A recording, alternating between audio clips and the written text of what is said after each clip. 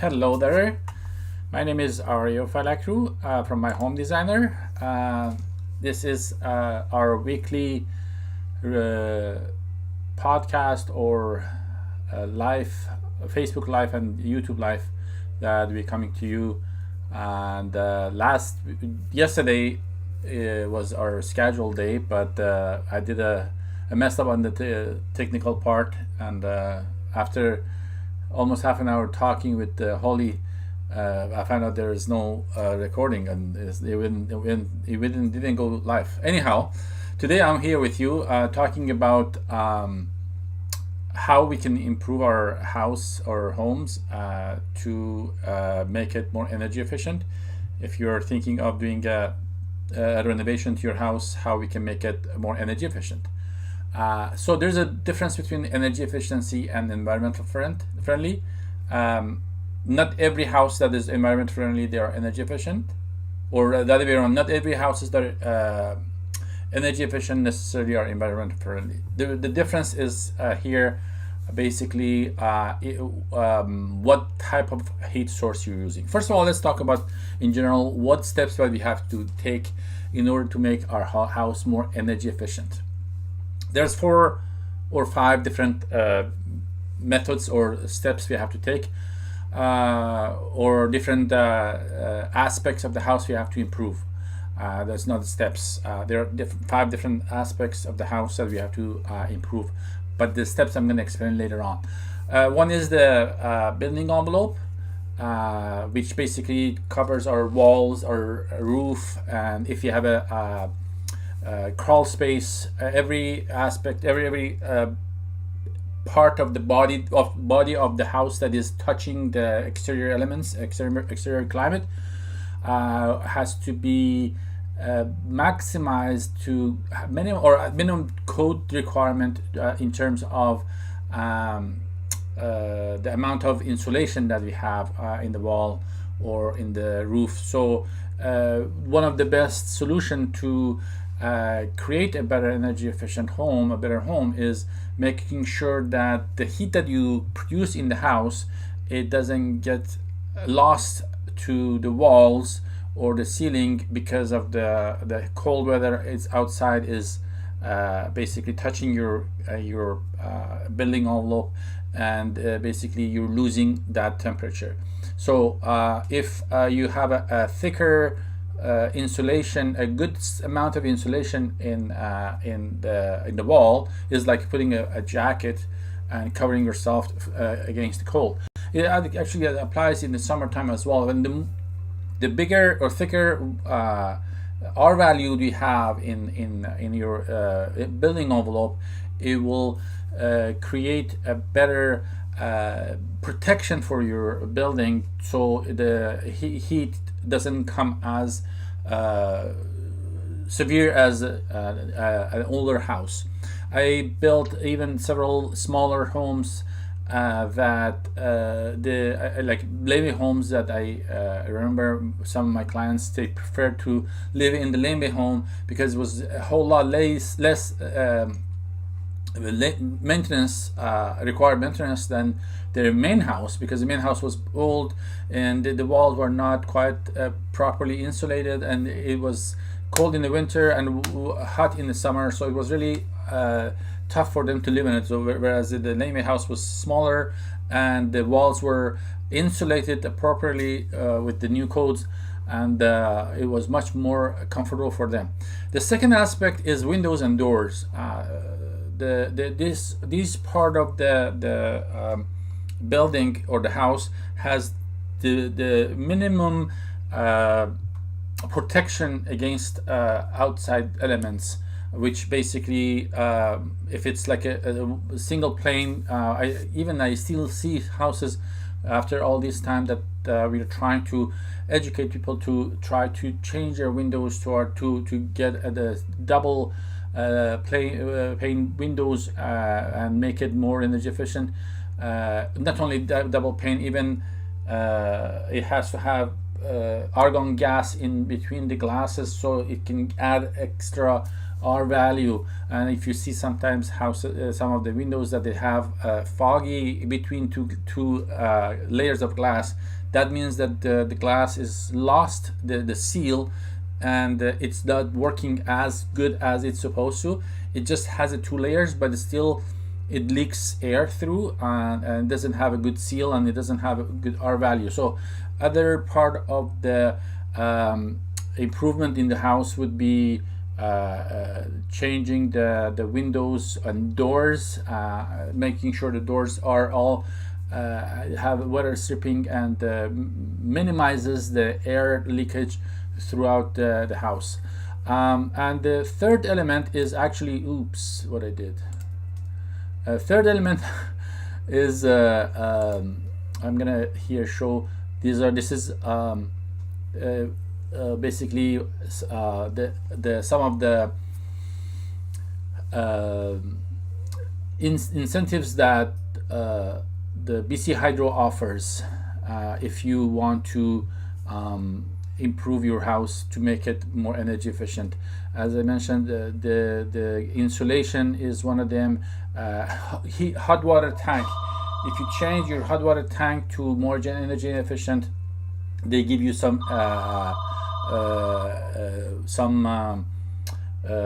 incentives as well, some grants. Are you kidding me? You should have to call right now.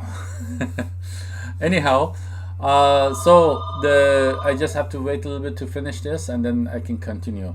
So the hot water tank, the reason, this is the point that I want to mention, the difference between energy efficient and environmental friendly. Our government and the BC government and even the municipalities are trying to take or how can I say, it's not forcing, but encouraging us to use electrical heat power to our house, a heating system, as well as hot water tank. So that means that they're not, basically they want to electrify all the houses instead of using gas, natural gas. They want to make sure that people are using electricity. BC Hydro says that they have enough electricity to support the extra load that will provide by electrification of the houses. So if you have already an older hot water tank, which is about 60 gallons, it's recommended to change them to on-demand instant hot water tank, electrical ones, which makes it more energy efficient. You don't have to heat up the whole amount of water and sits there all day long when you're not using. It will be used only during the peak time that you need, and it will reduce the energy and of course emission it's more environment friendly as well. And the fourth aspect is if we can change our heating system. So most of the houses I see, they have furnace, gas burning furnace. What is the recommended by cities and mechanical engineers right now, they're trying to encourage people to use is heat pump, electrical heat source heat pump. I personally don't have any problem with that. The only issue that I feel is uncomfortable in my case, if I have one, is the noise that it makes, and sometimes it's limitation of the space, because there's a space that has to be taken from the either side yard or front yard or backyard that to put that unit out there. And then sometimes for firefighter access you cannot provide that, and you can it's eyesore at the same time. It's noisy. I mean, I know there are some of them are coming with a whole lot less noise, but if what I suggest to my clients is go all baseboard heating, electrical baseboard heating. and add, instead of spending $15,000 on the heat pump and electrifying with the heat pump, I suggest you install that. You spend that money to install solar panel and electrical baseboard. You can have electrical baseboard and separated each zone. You can basically have accessibility to make them in a separate zones, and add a good HRV so it can give you a proper and good air quality in the entire house. And with the amount of electricity that you're generating with the solar panel on the top, you are basically gaining the amount of extra money that you were spending on your electrical use by the baseboard heatings. At the same time, it will even cover the rest of your electricity use as well. So basically, the days that we have sun, regardless of rain or shine, you're producing electricity and giving that to the grid, and then at night that you need, you're getting back from the grid. So that balances your consumption, and you might even have your electrical bill might even be reduced. And I really recommend this to BC Hydro to listen to this and encourage people, because eventually our electricity consumption is getting higher and higher. They're encouraging us to buy electrical vehicles and adding more loads in our houses. Can you imagine all the loads are adding to our houses, and our bills are adding up, and even the way that they calculate our electrical bills, it's not encouraging people, even though they're trying to encourage people to use electricity or electrify their home, but the way that they calculate the bills still is not encouraging, because after a certain amount of use, you'll be penalized, and your bill is going to be more expensive. So the fifth aspect I would like to add is, if your appliances are old, try to renew them with the most newest energy efficient ones, especially when it comes to your oven or stove. The newer one is in induction ovens are a whole lot less energy. All lightings that you have, if you can change them to LED, that can be reduced a tremendous amount of energy in general.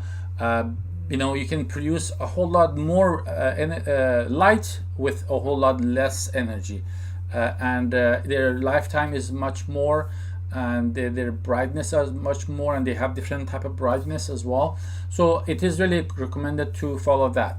So back to BC Hydro grants that they're offering. They're offering up to $10,000 worth of what you call grants. You can check their website, which is actually just check. Here it says get up to $10,000 rebate in partnership with Clean BC. It doesn't mean that everybody get $10,000. Depends on how much you're adding value to your house. For example, for windows would be up to $3,000. For installations, it would be up to $5,000. We have to hire an energy advisor to audit the house prior to this renovations, and then afterwards we have another audit to and show the documents. But the person who's going to apply would be the homeowner, or the person whose name is on the bill, on the BC Hydro bill. I can help you, or anybody who's doing the renovation for you can help you with the process. So the other part of the what you call the rebate would be the space heating, which is as I mentioned, they are proposing to add a heat pump, electrical heat source heat pump, and hot water tank. Hot water tank is about $1,000. If you compare the removing and adding a new hot water tank, is almost paying you back the entire the cost of adding a new hot water tank. So if you hot water tank, about $400 to $500, another $500 for installation, and removing the old ones would be almost the same amount of $1,000. So it is going to be almost free for you if you do that. The same thing for space heating. Space heating is the most expensive one, which requires about $15,000. But to be honest with you, in the long run, it will reduce a lot of your energy consumption. Not only energy consumption, your carbon footprint. You will helping the environment and the society in general to live in a much more cleaner earth, let's say. I'm open to answer any of the questions you have, comments. Please don't hesitate to contact me if you're in the Facebook. Check my Facebook account, which is my home designer with Aryo, and or you're directly in a Facebook account or checking my account, or you can go easily to my homedesigner.com or my renovator.ca. I offer renovation coach services as well. What that means is I help you prior to hire anybody. I help you to learn, to get a roadmap of what you have to do to start your renovation, what steps you have to take, who do you have to hire. I see sometimes people have a really fear about the process of the construction and don't know where to start from, and really it gives them it makes them nervous. So I help them with clear options, what they have to do, so they make a much more informed decision about what they have to do, and that suits them a lot and gives them a more confidence when you have the knowledge of what you're up to. It gives you more confidence to start a project. And at the same time, I see sometimes some homeowners contact me to when they already start the renovation and they have a dispute with the contractor. They want to have a second opinion, get a better idea of what they have to do to make the process go smoother than what it was before. So I help them with that as well. So don't hesitate to contact me. I'm open to 30 minutes complimentary consultations, and we can start a good relation, get good work from there. Thanks for